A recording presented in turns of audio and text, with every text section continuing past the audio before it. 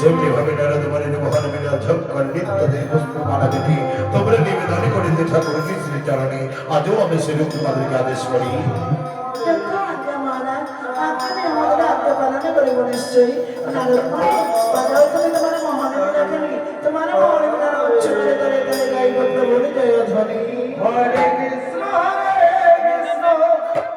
কৃষ্ণ কৃষ্ণ হরে হরে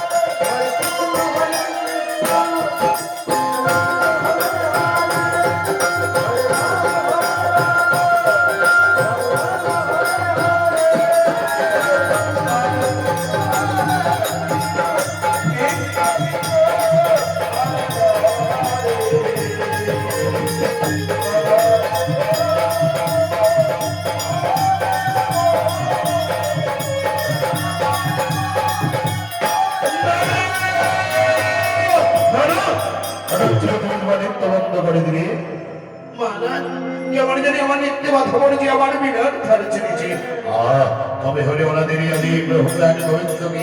আমার যেন অবতরণ হতে হবে সেই মধ্যভূমির মাটিতে। না না মহারাজ, আমার বিনাল তাদের সঙ্গে সঙ্গে যদি নেমে যেত সেই বই ঠিকানাই মনে করি না, তবেই ওনাদেরই আদি প্রভু এক গোবিন্দকে আমার অবতীর্ণ হতে হবে সেই মন্ত্র হবিতে। কিন্তু সেরকম নয়, আমার মনে বলেছে আমার নিত্য বাধারিতে এই সঙ্গীত মহলে কেউ বা হয়তো প্রবেশ করেছে। আর এত বড় দুঃসাহস, আর এত বড় দুঃসাহস বিরাট মদতে স্বর্গরাজ্যের সঙ্গীত ভবনে প্রবেশ করতে পারে।